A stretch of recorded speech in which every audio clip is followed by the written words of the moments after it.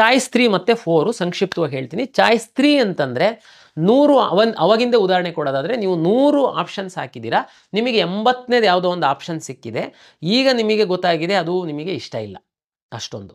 Choice 3 ಹಾಕಿದರೆ ನಿಮಗೆ ಯಾವುದು ಸಿಕ್ಕಿದೆ ಅದು ನಿಮ್ಮ 100 ಆಪ್ಷನ್ ಒಳಗಡೆ 80ನೇದು ಆಪ್ಷನ್ ನಿಮಗೆ ಸಿಕ್ಕಿತ್ತು ಅಂತಂದರೆ ಅದು ಸೀಟು ಡಿಲೀಟ್ ಆಗೋಗುತ್ತೆ. ಉಳಿದು 99 ನಿಮ್ಮ ಲಾಗಿನ್ ಒಳಗಡೆ ಇರುತ್ತೆ. ಅಂದರೆ ಆ ಸೀಟು ನಿಮ್ಮ ಖಾತೆಯಿಂದ ಹೊರಗಡೆ ಹೋಯಿತು. ಚಾಯ್ಸ್ 3. ಚಾಯ್ಸ್ 4 ಅಂದರೆ ನೀವೀಗಾಗಲೇ ಮ್ಯಾನೇಜ್ಮೆಂಟ್ ಸೀಟ್ ಅಡ್ಮಿಷನ್ ಆಗಿರ್ಬೋದು, ಇಲ್ಲ ಯಾವುದಾದ್ರೂ ಬೇರೆ ಕಾಲೇಜಲ್ಲಿ ಅಡ್ಮಿಷನ್ ಆಗಿರ್ಬೋದು, ಇಲ್ಲ ಲಾಂಗ್ ಟರ್ಮಿಗೆ ಕೋಚಿಂಗಿಗೆ ಸೇರಿರ್ಬೋದು, ನಿಮಗೆ ನಮ್ಮ ಕೌನ್ಸಿಲಿಂಗಲ್ಲಿ ಮುಂದುವರಿಯುವಂಥದ್ದಕ್ಕೆ ಆಸಕ್ತಿ ಇಲ್ಲ. ಚಾಯ್ಸ್ 4 ಹಾಕಿ ತಾವು ನಮ್ಮ ಸಿಸ್ಟಮಿಂದ ಹೊರಗಡೆ ಹೋಗ್ಬೋದು.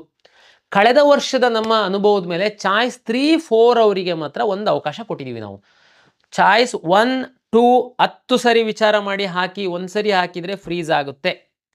ಚಾಯ್ಸ್ 3 ಮತ್ತು 4 ಉದಾಹರಣೆಗೆ ನಮ್ಮದು 12ನೇ ತಾರೀಕು 5ವರೆಗೆ ಚಾಯ್ಸ್ ಹಾಕುವಂಥದ್ದಕ್ಕೆ ಅವಕಾಶ ನಾವು ಕೊಟ್ಟಿದ್ದೀವಿ ಅಂತಂದರೆ, ಲಾಸ್ಟ್ ಟೈಮ್ ಕೊಟ್ಟಿದ್ದೀವಿ ಅಂತಂದರೆ, ಉದಾಹರಣೆ ನೀವು ಇವತ್ತು ಚಾಯ್ಸ್ 3 ಹಾಕಿಬಿಡ್ತೀರಾ, ಆಮೇಲೆ ಮನೆಯಲ್ಲೆಲ್ಲ ಚರ್ಚೆ ಮಾಡಿ ನಾನು 3 ಹಾಕಬಾರ್ದಾಗಿತ್ತು, ನಾನು ಕಾಲೇಜಿಗೆ ಹೋಗಿ ಅಡ್ಮಿಷನ್ ಆಗಬೇಕಾಗಿತ್ತು, 1 ಹಾಕಬೇಕಾಗಿತ್ತು ಅಂತ ತಾವು ಮನಸ್ಸು ಬದಲಾವಣೆ ಮಾಡಿದರೆ ಚಾಯ್ಸ್ 3 ಹಾಕಿರೋ ವಿದ್ಯಾರ್ಥಿಗಳು ನಮ್ಮ ಕೊನೆಯ ದಿನಾಂಕದ ಒಳಗಡೆ ತಾವು ಚಾಯ್ಸ್ 1, 2, 4 ಮಾಡಬಹುದು.